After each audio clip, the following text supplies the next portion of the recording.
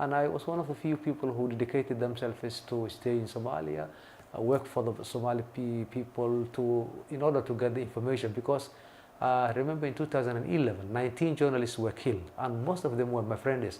And there were people who wanted to silence the media, and they were targeting the journalists. But we are lucky we are survivors from that bad time. Despite all the phone threats and harassment, sometimes was all times incomparable at that time. But I was injured.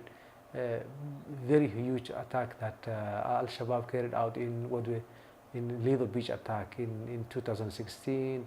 I was one of the few people, 40 people were killed in that only attack, and I was one of the few people who survived in that attack. But you can see all the scars of my face.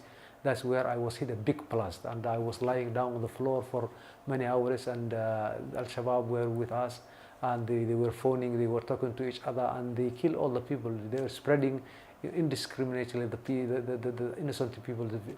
But unfortunately, some of my colleagues were killed, and they lost their life because of being a journalist in Somalia. Somalia is like somebody who has been sick for a long time.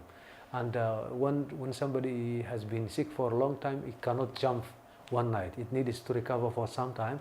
And we hope that in the future we will actually have a good media that can actually tell exactly the truth on the ground, because Somali people need media. Somali people are oral society. They listen and watch the media a lot.